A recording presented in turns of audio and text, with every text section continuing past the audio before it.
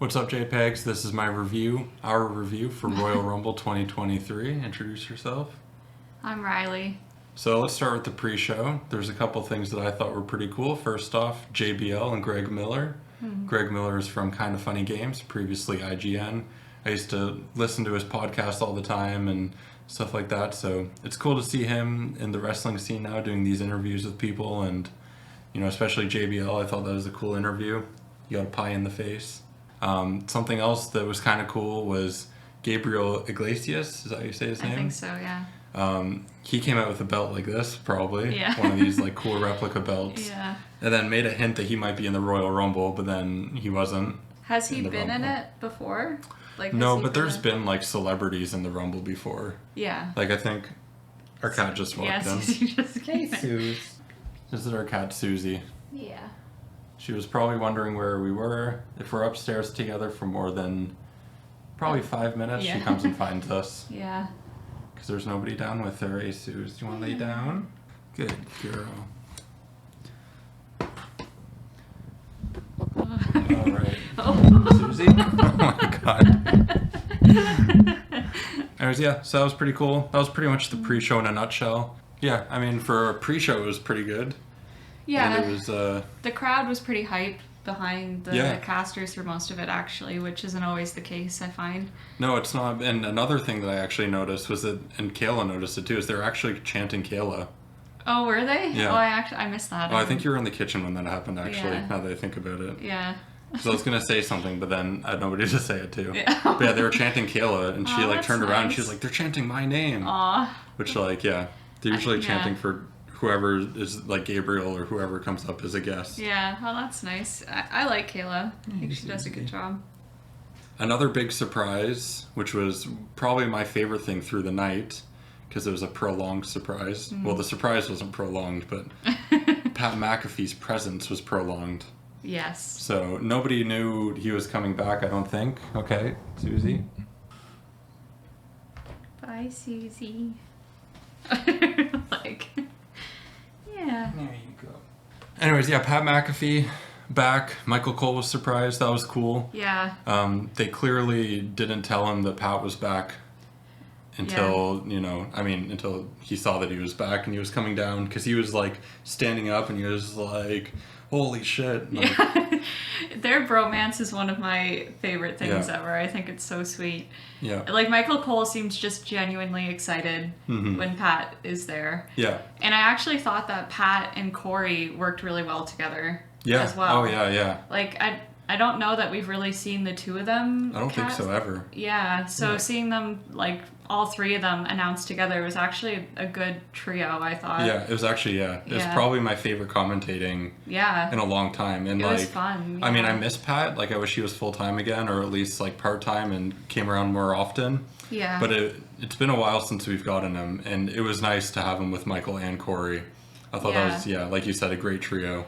So the first match was the 30-man Royal Rumble match. Was it 30? Yeah, it's 30. Yeah. I think it used to be 25. Oh, yeah? I think so. I think that's why I questioned it just now, back when I watched in the Ruthless Aggression era. Yeah. I think it was 25, but they have a lot of superstars now, so 30 seems reasonable. Yeah. I also think that, I saw a few people on Twitter and stuff after saying that they were disappointed that there weren't more surprises, older people coming back. But I feel like they have such a good roster that they don't really need to bring back a lot of the old stars to make it good. I get, the appeal, obviously, of a surprise every once in a while. Booker T coming out and stuff. That was fun, and I'm glad that he was there. That was really the big old guy coming back. Yeah. Well, not old, but, somebody from a different era coming back and coming in for it. But he didn't last long. No. He got into the ring, I think he did the spinneroonie and then got eliminated. Yeah. Which is whatever. Yeah. It's kind of what you expect with these comebacks and stuff. But yeah. Okay, so you know what I'm going to do? Actually, I just did this like it was my mouse. I wanted to go move it, but it's the thing. The mouse is here. Yeah. Whoops. Okay, so you know what I'm going to do? Actually, at least with the men's Rumble this year, they did a really good job of having storylines during the Rumble happen in the ring. So... I mean, one of them was the whole Rey Mysterio music hitting and him not coming out and wondering where he is. And then next up is Dominic. coming out with Ray's mask. Yeah, I have to say the first, like, I don't know, 10 to 15 seconds of Ray not coming out, I thought that it was just, like, a mistake. Yeah. Like, he had, like, been delayed for some reason, and they were, like, kind of maybe scrambling to try to figure out, like, why he wasn't lined up to go. And then I, like, clued in that, like, oh, this is probably something to do with the whole Dominic storyline. And then his music coming on right after, obviously. It, like, even before he came out with the mask, you know, like, oh, something had happened there. And that's why Ray just never showed up at the Rumble. Yeah, I was the same. For the first, like, 10 seconds, I was like, you know, Ray just didn't make it to the curtain on time. Yeah. And then I was like, oh, maybe it's like a Dominic thing. I think I said it loud. Yeah. I think this is like a Dominic thing. And then Dominic came out next, which was pretty cool. But I'd like to see that development on Raw or SmackDown this week. Yeah. Just some sort of interaction or, you know, the behind-the-scenes footage. Like, here's what happened backstage. Yeah, I'm actually really enjoying what they're doing with Dominic right now. I just find it entertaining. And I feel like he's more in his element doing what he's doing right now than he was, like, when it was him and Ray together, honestly. I mean, him and the whole Rhea being his mommy thing is very well done. And him being, you know, talking like he's been to prison, basically. Yeah, and he's it's ex-con or something. He was in for, like, 3 hours in some, like, county jail. Yeah. He's talking about, like, how hardened he is and stuff. It's actually really funny what they're doing with him. Yeah. He fits that a lot better. And, yeah, I think Judgment Day as a whole is actually... there's a lot of storylines in the Rumble with them because they've kind of been feuding with a lot of people and, like, you know, going after a lot of people. And I think another big surprise of the night was Edge coming back. Yeah. I wasn't expecting at all. Yeah, it had kind of crossed my mind, like, in the days leading up to it, wondering whether or not he would be back. But I kind of had forgotten about it leading up, so it felt like a big surprise, him actually being there. And his music is so good. I feel like even if you knew he was going to be there, just his music hitting, like his entrance music, gets you hyped up. Yeah, there's definitely wrestlers that their entrance music is a lot more, within the first few seconds, iconic. Yeah. Where, you know, sometimes I'm like, wait, who is that again? But with somebody like Edge or somebody like, you know, pretty distinct. Kane or Undertaker back in the old days, it's super distinct and you know exactly who's coming. And it wasn't just Edge and Judgment Day. I think there was a moment where Edge and Seth Rollins kind of had a bit of a stare down. Yeah. Because they had that whole feud like less than a year ago. I think it was just after last WrestleMania, or maybe they had their match last WrestleMania. Edge and Seth. Yeah. But they had a big feud, and I think there was a little bit of a stare down in the ring during that. But yeah, then Edge and Judgment Day, Edge eliminated most of them. Yeah. I think Finn everybody but Dominic. Yeah. Right? And then Chase, and then got eliminated somehow maybe by Dominic. I think I missed that. I don't remember how. But then he chased them up the ramp, and then Rhea came out and attacked Edge, but then Beth came out and speared Rhea. Yeah. So that was kind of cool that they did that. Yeah, I think Beth's so cool. Like, I only started watching wrestling recently, I guess in like 2021. So I don't really know much about anything previous to that. Was it 2021 that you watched the first? I think so, right? Because this will be my third WrestleMania this year. That's right. Yeah, WrestleMania 37 was the first wrestling that you actually watched. Yeah. Because I had very sporadically watched pay-per-views with a friend. I watched back in like Ruthless Aggression, kind of like Attitude into Ruthless Aggression era, and I stopped. And so yeah, we got back into it WrestleMania 37, or I got back into it, and WrestleMania was on. I was like, hey, this is on tonight. You want to watch it? Well, on the next 2 nights, and you agreed, and we've been watching it Mondays and Fridays and pay-per-views ever since. Yeah. So. Yeah, so I don't really know much about Beth and like her I didn't know time much about Beth in WWE. Oh, you didn't. I don't remember her from back when I watched. But I just think she's really cool. Like I've always been a fan of like as far as like female wrestlers are concerned, like ones who are very strong, and like that's their kind of gimmick, is that they're like strong and powerful. Yep. And she seems very much that, and so I like her, and her like Rhea's like that too. So her and Rhea together is a cool combination to me. It's just like these two like very strong women, just, you know, fighting. Yeah. But yeah, so I think she's cool, and I like that they're kind of bringing back her and Edge into whatever is going on with the Judgment Day potentially in some capacity. And honestly, with the whole Rhea thing, because she's been using the fact that she's like a woman to like She will like provoke men and be like, hit me, and then they don't. But sometimes like she goes after them. Yeah. I kind of do want WWE to go. Did I say WWE? I think I said too many W's. Yeah, you might have. But I do want them to go in the direction of like men versus women's matches, because I know AEW is doing them. And I think that it's like, why limit, like if you have two people that are extremely good at what they do, like why limit that to just men versus men or women versus women? Like I would love to see some sort of fight of like, I mean, this is like a couple, but like Becky versus like Seth. I think they would honestly, just like with their synergy and kind of like how much they know each other, like that could be a fantastic match. Yeah, I think there's ways to do that well, where it doesn't feel like bad or uncomfortable in any way.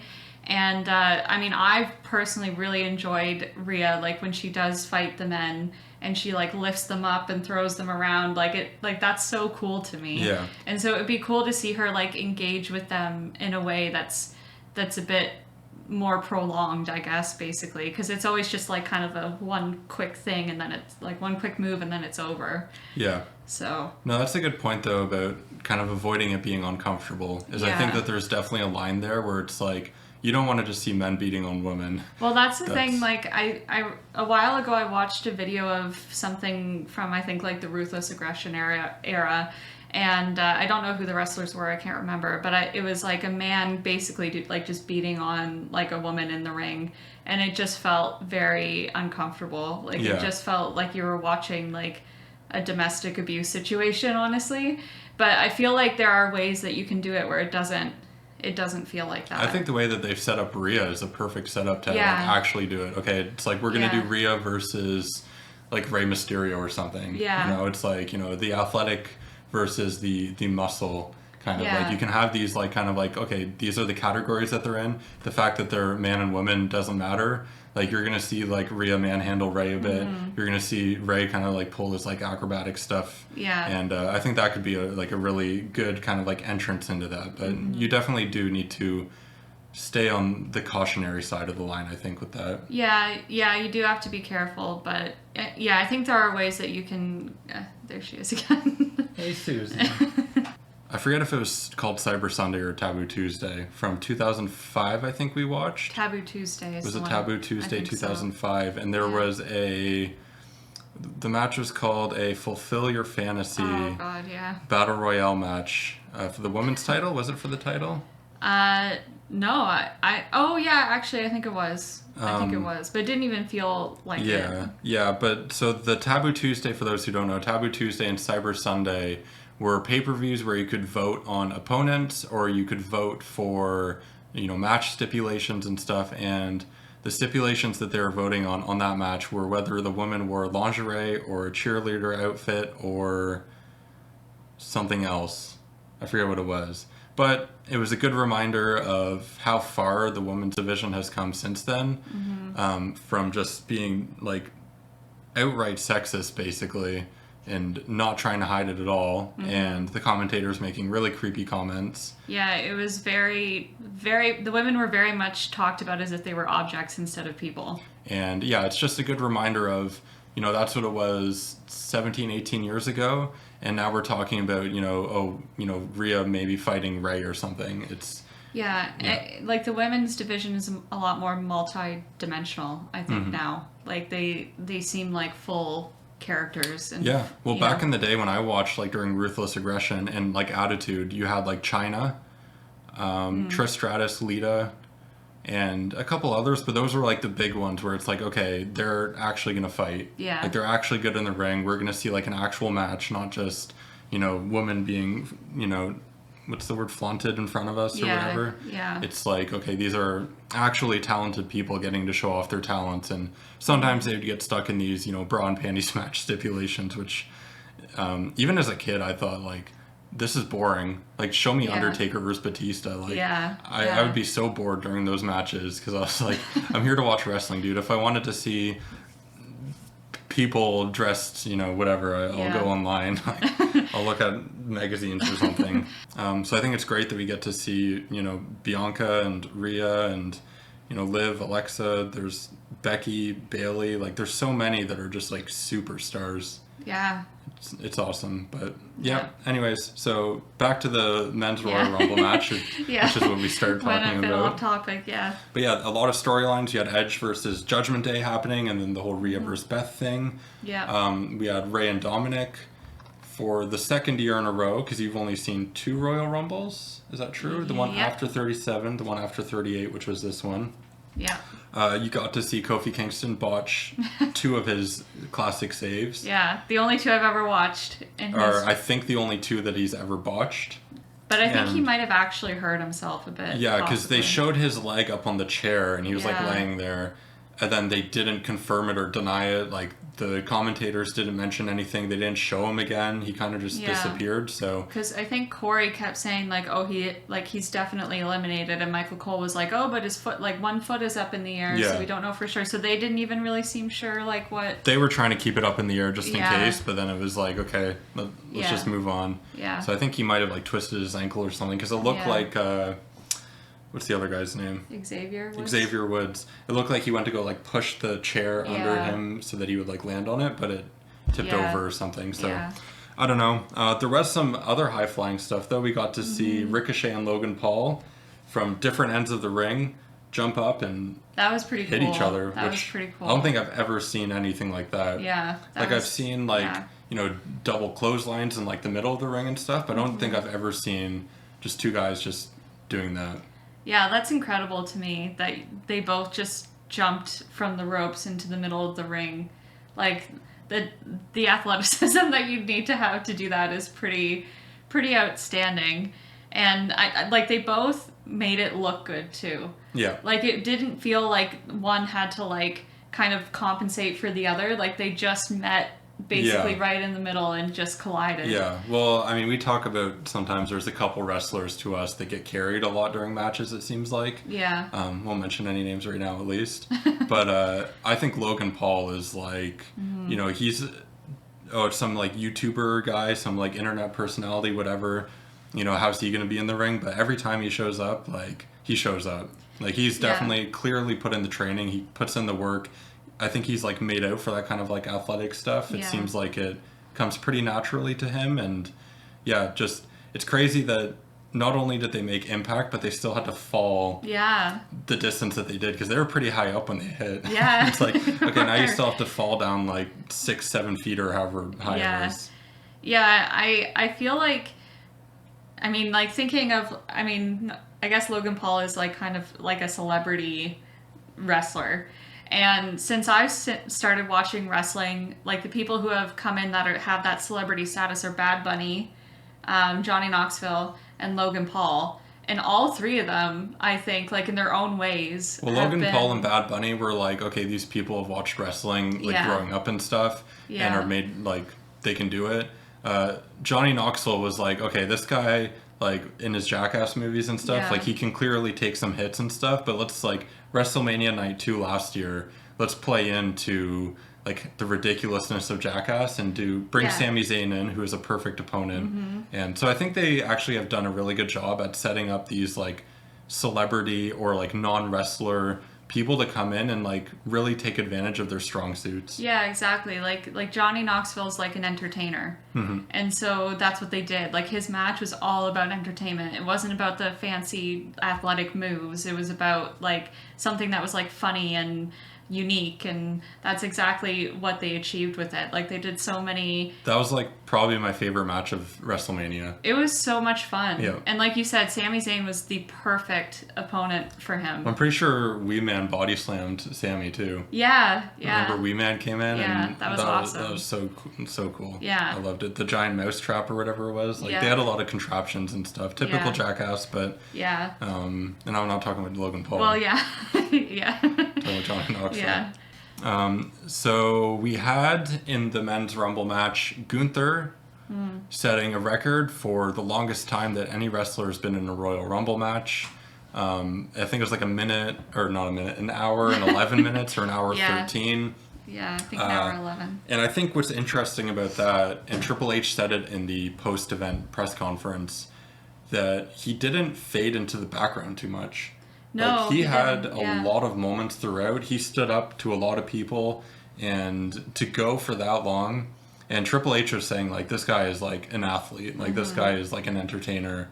And, like, as Triple H was talking about it, I was like, damn, like, that's true. Yeah. Like, he had a lot of great moments in the match, and he never really sat in, you know, a corner on the ground kind of just 5 minutes at a time. Like, he was up and Yeah, you were incredible. constantly reminded that he was there. Yeah. And he had been there for a long time. And there were people that would get eliminated where it was like, you know, like, I think Logan Paul got eliminated at one point, obviously. Yeah. But I didn't see him get eliminated. And I remember there was a few other people where we were both like, is this person out? And they were just gone. I think Logan actually ended up coming back in. Yeah, there was just a weird point where, like, I guess he must have fallen out, like, under the ropes or something, and he was just on the ground for a while and then came back in. Either the cameras didn't catch it or we didn't notice it, and then we were like, where's Logan? And then later he came back, which sometimes it's like, oh, where is this person? Like, they're going to come back.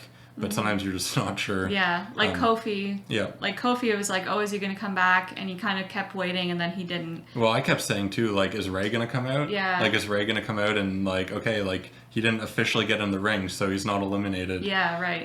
But they clearly went a different way with that. But, Gunther, very impressive. And also the final showdown at the end, Gunther versus Cody Rhodes. Michael Cole said something along the lines of, like, I don't think this has ever happened before, where it's the number 1 entrant versus the number 30 or the last entrant, which is really cool. And I honestly thought it was going to boil down to Seth and Cody because Seth was the last one that Cody fought before he went away for his injury and his surgery and stuff. And so, but Seth got eliminated. He was like 4th last or something. I think wasn't it when Logan I think so. I think Logan came in and eliminated Seth. Yeah. So I thought that's where it was going to go, and I thought that would have been cool because Cody is being built up so much right now, and Seth had that moment at was it SummerSlam last year where Roman had to choke him out and he got disqualified because he came out in like the Shield outfit and I don't know if the it was Shield SummerSlam. music. I don't remember. It was something like that. So it seemed like it was like, oh, Cody, Seth, like that's like a great last two. But I think Gunther getting his time to shine was really cool, and I feel like in some way it kind of increases the importance of the Intercontinental Championship because it's like this guy was in the ring for so long. I don't know how many people he eliminated, but he definitely had some great moments, and I like that they're kind of pushing him alongside Cody that whole time. So that was cool. And obviously Cody Rhodes won, which, you know, I didn't watch WWE when he was part of it. We kind of watched AEW after WrestleMania 37 a bit, which he was in. But he hasn't, as an entertainer, he hasn't fully hooked me in yet. Yeah, same. I would say I'm not completely sold on him. I don't hate him. I think he's far from the worst in the business. I think he clearly has a great work ethic and stuff and knows his way around the ring. It's just he hasn't hooked me like some other people have. Yeah, I agree. But I think, how long till WrestleMania? 2.5 months? Or 2 and a bit? Because it's the beginning of April? I guess, yeah. So we'll see what they do in the next 2 months. We'll see if it's him versus Roman or whatever's going to happen. But yeah. And then the last thing I want to say about that match is they go to like the outside of the arena after the match was over, and they did fireworks, and I'm pretty sure they were CGI. Yeah. They did not look real at all. Yeah. One other thing I was just going to say in terms of like the storylines for the matches as well is they really seem to be they seem to use the men's Royal Rumble match as an opportunity to also like enhance some of the tag teams, like Drew and Sheamus. Obviously, like they were basically working together like that whole match. And so, Judgment Day. Yeah, in Judgment Day, and then also even Braun and Ricochet. Yep. So they seem to be like kind of, I guess, preparing, or what's the word?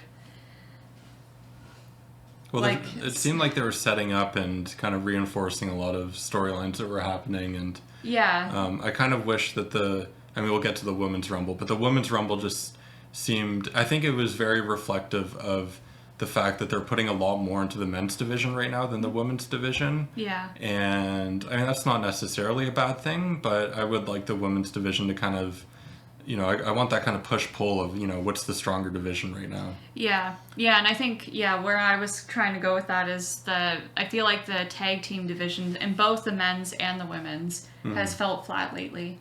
Yeah, it hasn't felt strong. Yeah, and I feel like what they did at the Rumble, at least in the men's match, is potentially setting up the tag team division to be more interesting moving forward, because they're really, like, seem to be investing in some of these tag team ideas a little bit more. And the women's, as far as the women's division goes, it's felt like the belt that Bianca and Becky have held, mostly the Raw Championship, but before they did the whole draft lottery thing, it was the SmackDown Championship. That belt feels very important.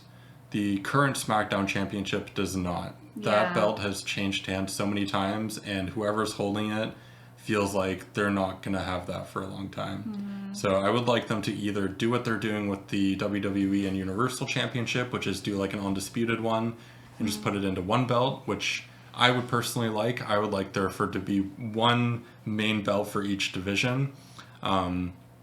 But, or at least, you know, give more importance to that other belt again. Because I just think that the women's division, you know, we have Bayley back. She was out for a while. Becky was gone on maternity leave, I think, and she's been back for a while. And Asuka's back again in the Rumble. We'll get to that later, though. But yeah, so that's the men's Rumble that we just talked about. Great match. It was a great match. It was actually, I find Rumble matches are usually not necessarily, you don't go in expecting this to be a great match, entertaining for the wrestling. You expect, you know, some surprise entrances or kind of like whatever. But this was honestly a great match. At the very end, it seemed like Cody was going to get eliminated a couple times. They were kind of doing these fake outs where he was like holding onto the ropes and his feet were like a few inches from the ground. And I was like, you know, I know that this is the plan probably, but if he botches this, if he pulls a Kofi right now, like, and then Gunther wins, it's like, damn. So I was like, stop doing these close calls because you might mess it up. Just get him to win, because when it got down to the last two, you knew that Cody was going to win. Or very likely going to win. Otherwise, people would have probably called it a botch. Yeah, I guess the other thing too, which you just reminded me of, is I feel like, I mean, the men's Royal Rumble match was excellent in pretty much every way, I think, but it was predictable. Like, I feel like everybody must have known that Cody was for the last month, I said month. For the last month, they've been doing video packages for Cody on Raw and SmackDown and doing updates and stuff, and it's like, okay, so his return match isn't going to be, oh, okay, we're going to do Seth versus Cody at Royal Rumble. He's coming back and he's fighting the guy he was last feuding with. It's like, no, he's just going to be one of 30. It's like, okay, he's going to win then. Like, you know, you're not just going to throw this guy in, especially at number 30, unless you're going to do something where Seth comes in and throws him out, and then he feuds with Seth for like a month longer or something. Finish it at Elimination Chamber, then, you know, maybe he works his way into the title match somehow. Like, I don't know. Yeah, I feel like it was very predictable that he was going to end up winning, but that being said, I feel like that's okay because they did so much more with all, like, so many other storylines throughout the match that it didn't really matter that you were pretty confident that you knew who was going to win, and that basically came true. Yeah, you didn't just wait an hour for Cody to come out for him to win, and then you're like, oh, I just wasted an hour. It was like they had a lot going on in that match. And there was, I don't know if you remember this, but during the pre-show, I don't know what his name is, but he asked a kid, like, who do you think's going to win these matches? And he said Cody and Rhea. Yeah. So it was kind of like everybody kind of had an idea, which is sometimes good. It's sometimes good because it means that, you know, maybe it's predictable, but it means that they're building things up in a way that makes sense. And so sometimes predictable is actually good. Sometimes, you know, we need to throw people, you know, throw the audience for a loop. But in this case, I thought predictable was good. Yeah. And I was happy with who won. Yeah. Yeah. I agree. Then the next match, I believe, was the Mountain Dew Pitch Black match, Bray Wyatt versus LA Knight. Neither of us were a huge fan of the match itself. It was fine. Yeah. It was definitely serviceable. But I feel like it was more for the story than it was for the match. Yeah, I agree. Yeah, there wasn't really too much that stood out in terms of the match itself. It was more just furthering what Bray's doing. I mean, the match stipulation was kind of cool because Bray had that like face paint that was glowing. Yeah. I thought LA Knight's glow in the dark like tights, like those like yellow tights. That was a good color choice. Yeah. The ropes were glowing. They had glowing something on the announce desk. Yeah. I don't know what it was. Yeah. But yeah, they did a good job with that. Yeah, so visually it was a cool match. Yeah. Story-wise, some developing happened, especially at the end when Bray puts on his mask. Yeah. Which was kind of cool. But yeah, for the most part, it was kind of just a story match. But it wasn't like the worst match ever. It was just, it was fine. And I will say I'm like intrigued. I want to know what's going to happen with like Uncle Howdy and stuff like that, you know. Yeah, because at the Alexa. Because at the end, Uncle Howdy did that flying elbow to LA Knight. And then you had those people up in the top, like looking down. And again, like, I kind of stopped watching WWE for a long time, and we didn't get back into it till a couple years ago, which I think was WrestleMania 37, I think was when Bray was doing that fight and Alexa was there. Yeah, it was, because I'm pretty sure that was the only exposure I really had to Bray Wyatt, and then he was gone. And then he was gone, and then, gone until a couple months ago, and he's been showing up on most of the Raws and SmackDowns, or, you know, at least showing up once a week. Yeah. But this is his first actual match back, I guess, in a couple years. So big moment for him. Yeah. But yeah, I don't know what I was getting to was I don't really know his character. So this Uncle Howdy stuff, like I'm not sure if this is new or like an old reference. Those people, I know he had like kind of like henchmen or something that, you know, one of them wore like a pig mask or something. So I'm not sure the entire story. I've kind of parsed some details just by kind of seeing clips and stuff, but I'm excited to kind of get that kind of backstory, because I think Bray is kind of like the modern day Undertaker. And I don't want to be like reductive and be like he's just an Undertaker ripoff, because he's far from that.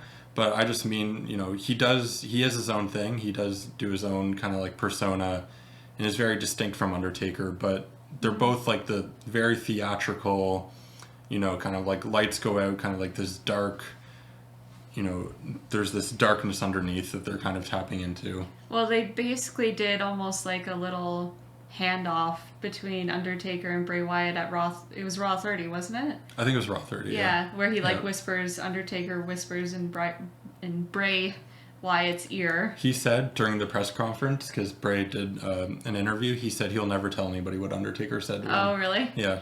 Oh. So he probably just said, "You suck." Yeah, probably something like that. He probably leaned over and he was like to the tune of Kurt Angle's theme. You suck, you suck. And Bray was like, I'm not telling anybody, that's embarrassing. Yeah. So that's definitely what happened at Raw 30. But yeah, cool match. I like Mountain Dew, tastes good. I've never had Pitch Black though. But Cody had a sip of it during the press conference and he said it was good. Oh yeah? So maybe we'll check it out. Maybe I'll do a review for that, 30-minute review. Yeah. What was the next match? I think it was Bianca versus Alexa. Yeah. And to be honest, I'm kind of over Bianca. We're both kind of over Bianca. And I think the problem that I have with her, I think she's extremely talented, but I don't think that she's super facey or super heely. Like, she doesn't really come off as either. She's kind of this like neutral middle ground that's always just like, she's had the same personality for the last couple of years. And I really liked her at first. We both did. Yeah. I mean, that's why we have this belt. She was SmackDown Women's Championship. We both liked her. I got this for you for anniversary or my birthday something like that. Yeah. But we both really liked her, but it's kind of just getting old, and I think she's super talented. Nothing against her personally. I just want to see them do more stuff with her. Yeah, I completely agree. Like, I think for me, what really sold me on wrestling was her match with Sasha Banks at WrestleMania, which was a great match. Yeah, it was incredible, and like that's what really drew me in and made me want to keep watching. And since then, I've like fallen in love with the many different characters and matches and all these kind of things. But yeah, since then, I really did love Bianca at first, and I think I said at the time, like, she was my favorite wrestler for the first few months that I was watching. Well, when I got you this, I also got you a Bianca figure, like a wrestler. And again, like no disrespect to her, because I do think she is incredibly talented, but I think that she's been a little bit like one-dimensional since we started watching, and I'm just tired of it. Like, I just want them, like, she has so much talent, why not do something a little bit different with her? But it just feels like, like the same character, the same insults that she gives, the same... She always jumps up on the turnbuckle and slaps her ass a couple times, and then does the backflip backwards. Yeah, like the exact same moves in all her matches. The same taunts and everything. Yeah. So, I mean, a little bit is maybe on her a little, but, I mean, I remember when we first started watching, like, Kevin Owens was...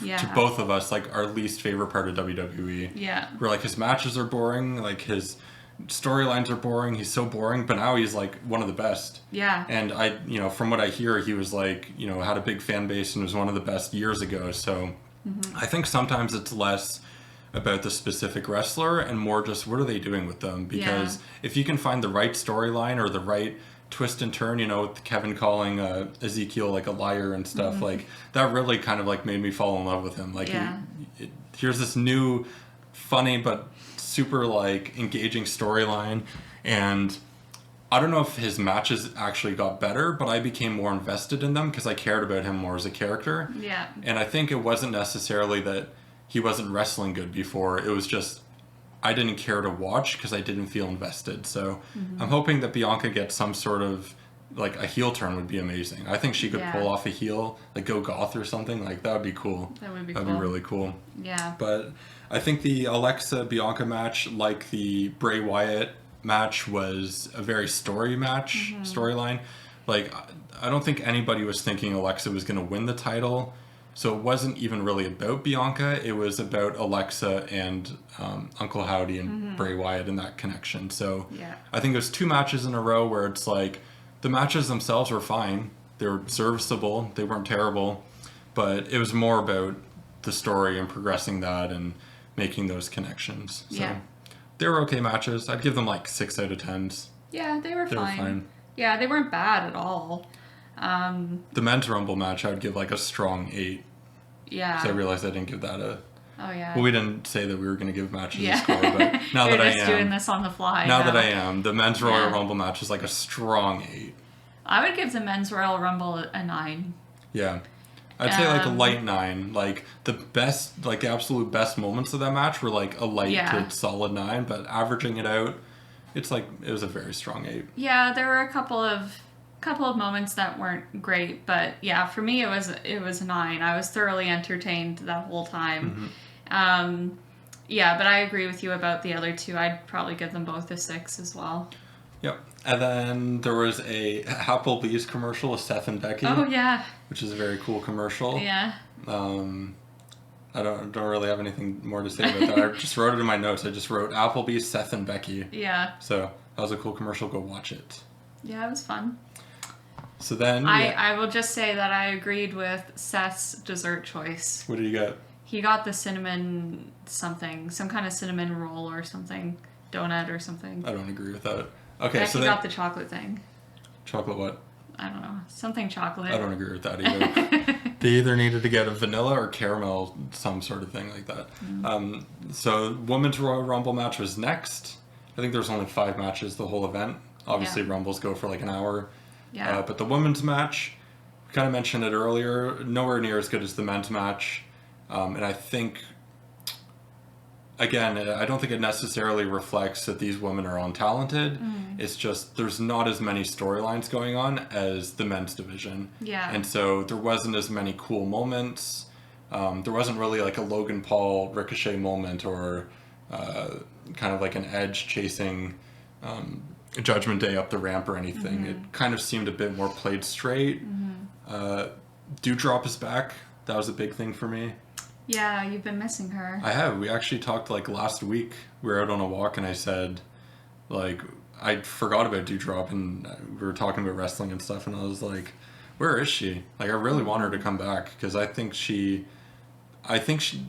they gave her like a lot of good matches and stuff while she was around as Doudrop, and the way that they introduced her was kind of funny with what's her name? Carmella? No, or no. Eva Marie. Eva Marie, that was it. Eva Marie, she was like Eva Marie's sidekick and stuff, and then betrayed her and all that. Well, she didn't really betray her, she kind of deserved it. Yeah. But yeah, I've been missing Doudrop, so she's back as Piper Niven, as Pat kept yelling, and as Corey Graves and Michael Cole repeated a lot. Yeah. So that was cool. Becky's orange and black outfit, that's another note that I made. She looked really good. Yeah. Yeah. The orange on the outfit with like her hair. Yeah. It was I don't really remember it. You don't remember? It was like this like black and orange. I mean, Becky always has cool outfits though. Yeah. But yeah, so her outfit looked really good. And Seth too. He always looks good. Yeah, Seth. Those two are very like, they're always like super fashionable, and they just like look so good. Yeah. And they're the most attractive couple in the world. In the world. Yeah. There's Zelina Vega, came out as a Street Fighter 6 character. Or a Street Fighter character. I don't really play that series, but kind of reminded me, what was it, like last year or 2 years ago, they did the Army of the Dead match between The Miz and somebody, where The Miz got like bit by a zombie, and then he was like in a wheelchair, but he was faking it. Yeah. That whole thing. So it kind of reminded me of that in the way that it's like very explicitly marketing for a video game or a movie or something, and it's that incorporated into the match. But she looked cool too. She's very short. She is very short. She's like 5 foot or like 5'1" maybe. I think so, yeah. She doesn't go like her, like the top of her head barely hits like the top rope. Yeah. Like when she stands on like the apron or guess, something, it's like she is like are you taller than the ropes or not? But she's cool. I like her a lot. I actually feel like she's very like underappreciated. I feel like she's got a lot of talent, and they don't use her as well as they could be. Yep. Like, she's good on the mic, and she's good in the ring, and she just doesn't seem to be around that much, or like on and off. And well, she won the Queen of the Ring or whatever. Yeah, but I don't know. I felt like what they did with that was, I wasn't personally a big fan of it. So. I mean, they did cooler things with the men's one in that case, because remember Shinsuke stole Baron's crown? Yeah. And then he was like, that's when he became Bum-Ass Corbin. Yeah, and then he got rich and stuff. Yeah. So yeah, that was pretty cool. I think the big surprise of the Women's Rumble, the surprise entrance, the Booker T of the Women's entrance, or the Women's Rumble, sorry, was Michelle McCool, who you probably wouldn't know, but I think she's Undertaker's wife, I'm pretty sure. I don't think they were like in a relationship or married back when I watched during Ruthless Aggression, but she was like a superstar and stuff, so that was kind of, you know, another Rumble match where there wasn't a ton of surprise entrances, but it was kind of cool. I mean, Nia Jax, I guess, was like kind of like the big surprise. She was supposed to be a big surprise. Yeah. They started playing her music like when the countdown was like 5 or 6 seconds. Yeah. Oh yeah, they messed up. Yeah. Remember, Susie? Yeah. Yeah, her food was open and she ate it. Nice. So I don't know what she's talking about. She just wants attention. So yeah, where were we? So the Women's Rumble, I thought there was a cool ending. 3 women on the apron. It was Asuka, Rhea, and Liv. And Asuka went to go spit her mist, which is a Tajiri move. You don't know Tajiri? I think that was his name. But he was a Japanese wrestler back in like Ruthless Aggression era where he would do that. So I don't know if that's like a Japanese wrestling thing where they do that move more often, or if it's just she's kind of like paying homage to him. Yeah. But she spits the mist towards Rhea. Rhea dodges and it hits Liv. And then Rhea eliminates Asuka. And then Liv almost eliminates Rhea, but she can't see anything. And Rhea's hanging on, and I thought she was going to fall. Yeah. Kind of like a Cody Rhodes situation again, where I was kind of a bit nervous that it wasn't going to go according to plan, because I was pretty sure Rhea would win. And then Rhea flips Liv off with her legs. Yeah, that was cool. Which, now that I say it out loud, that she flips her off isn't very well worded notes.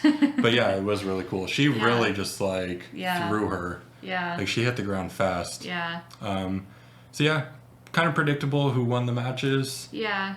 But the fireworks looked faked after this match too, is what I wrote. Yeah. So I think they CGI'd all those fireworks. Yeah. No, I think the ending of the Women's Royal Rumble match was really good. I think that the 3 women it ended with were probably like the best choices. And the way that they ended it, I thought was like interesting and a little bit creative. And yeah, like it definitely made you feel nervous when Rhea was like hanging there, and she's so tall. Yeah. It's like, oh my gosh, like I know like you're like kind of hanging there for like dramatic effect, but like your feet are like almost touching the ground. Yeah. So it was like very stressful because I personally really wanted Rhea to win. So when I saw her hanging there, like I really, like, again, as predictable as it was kind of going into it, I felt like they did a nice job with the ending where like you really, at that point, were like, Liv could pull this off. Yeah. You know, so you weren't entirely sure if Rhea actually was going to win it. Yeah. So I thought that was... Yeah, because they were pushing Liv a little bit before. Yeah. Like, didn't she win Money in the Bank? Or who won Money in the Bank? Yeah, she won Money in the Bank, and then she got the SmackDown... She was the SmackDown Women's Champion. So it wasn't completely unreasonable that she maybe had, like, a chance to win that. Yeah, exactly. So, yeah. And they were entrants 1 and 2. And that's so right. Was, yeah, so the first one was entrance 1 and 30, and then 1 and 2 were the last ones again. So that was it. Both kind of like cool ways to play out the matches. Yeah, and Rhea was like only the 4th person ever to be in the number 1 slot and win the Rumble. Yeah, 4th, or there was 4 before. I think she was the 4th. Yeah. Yeah. I can't remember. I know Chris Benoit did it, and I don't remember the other 2. I thought no. Is Rey Mysterio one of them? I think he came in at 2. Oh, okay. I think when he won, he was entrant 2. Okay. Which, I mean, you're starting the match at the same time as number 1. Yeah. But you just, so kind of in a way, but I don't think they were counting that in the statistic. Okay. There was a terrible musical performance by a guy named Hardy. Yeah.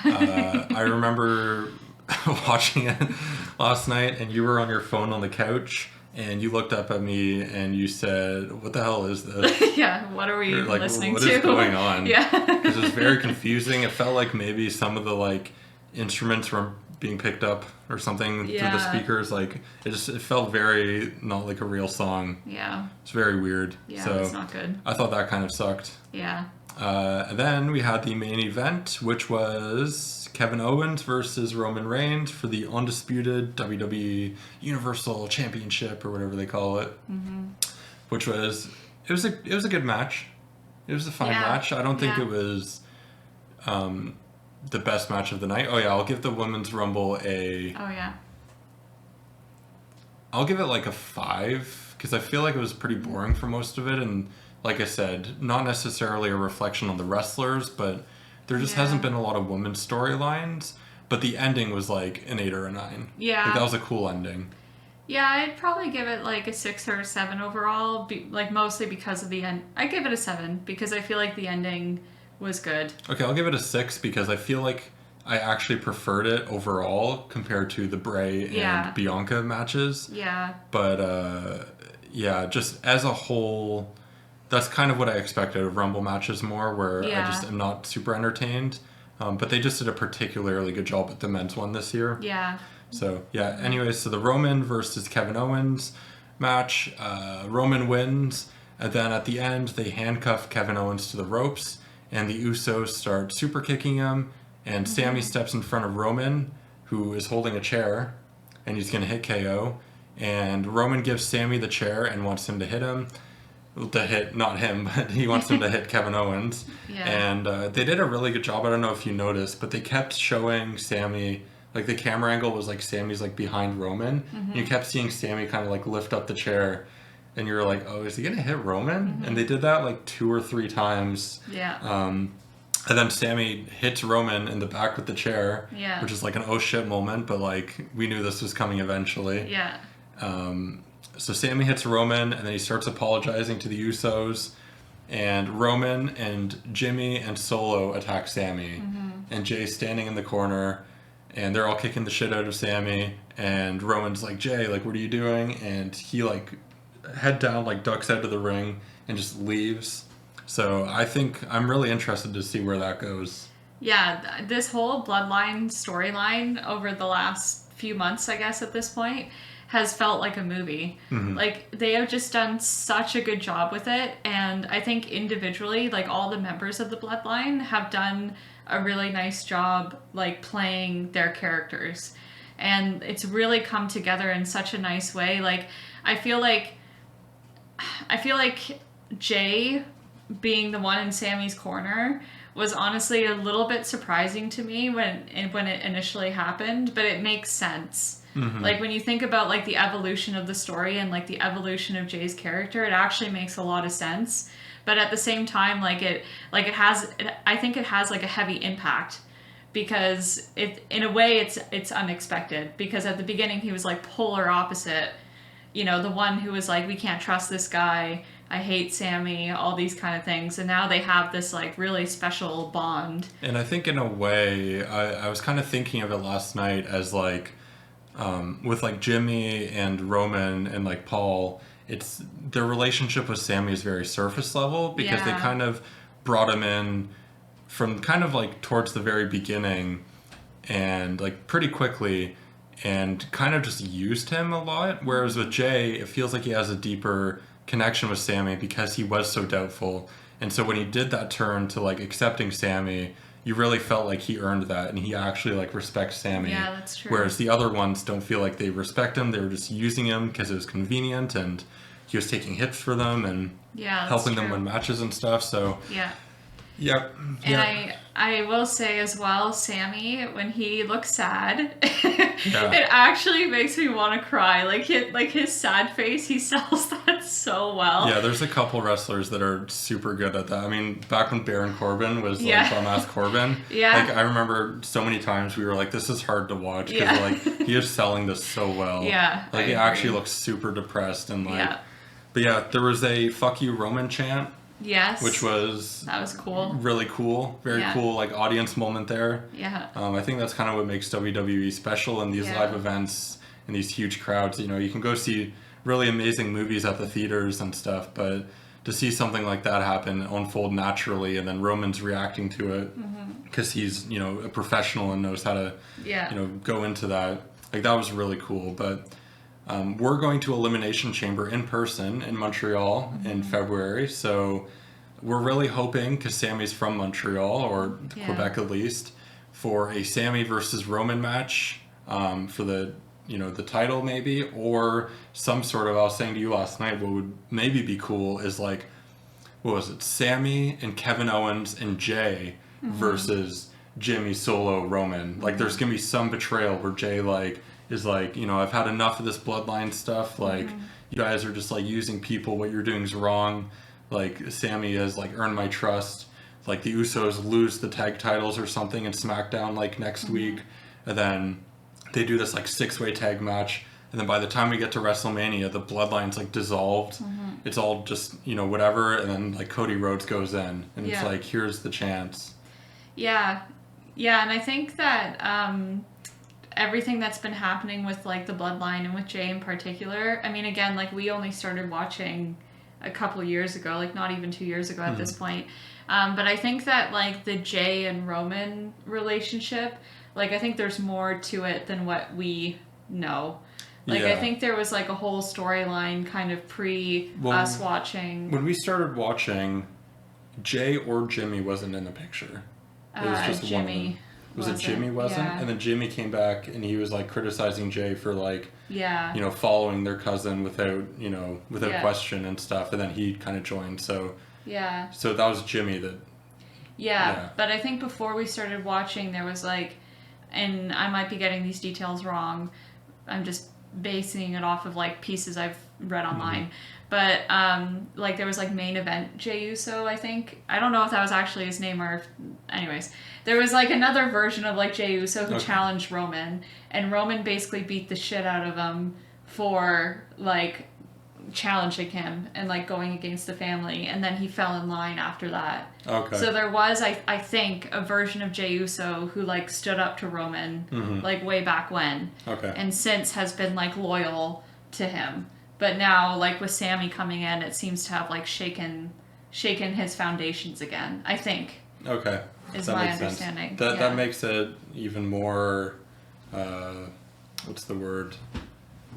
It makes it more interesting. Yeah. Like, that's such, like, a cool, like, it makes it seem more plausible almost. Like, oh, this is going to happen again. Like, Yeah. Jay's going to, like, go kind of, like, back to that.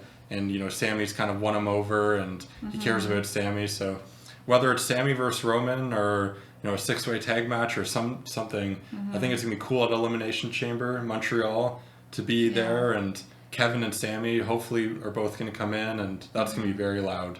Yes. I think. I mean, people are already, like, they were in Texas and people were, like, cheering for Sami. Yeah. That's like, you know, the opposite side of the country next to us. Yeah. Right? And it's like... Well, people have been cheering for Sami for months now. Like, people have really fallen in love with Sami. Well, the bloodline comes out and Sami's the one getting cheered for. Yeah. They even kind of did that, like, little subplot that one week or whatever about, like, you know, Sami's, like, wondering if Roman's, like, jealous that people are, like, cheering for him instead and stuff like that. I know they did, like, some little thing with that. Yeah. But, yeah, I mean, it was a good match, but it was really what happened after that really cemented it, and it was a great match. I think it would probably be, like, a 7 or an 8 as a match.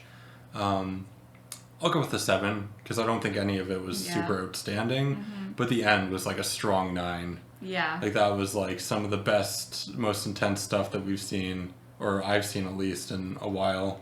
This is the best story I've ever seen in WWE, like, by far, I think. Yeah, since we started watching almost 2 years ago, I would say that this whole Bloodline and Sami thing has been the best storyline that we've seen. Well, it's one of the first ones where I feel like they're not just doing, like, an instant gratification.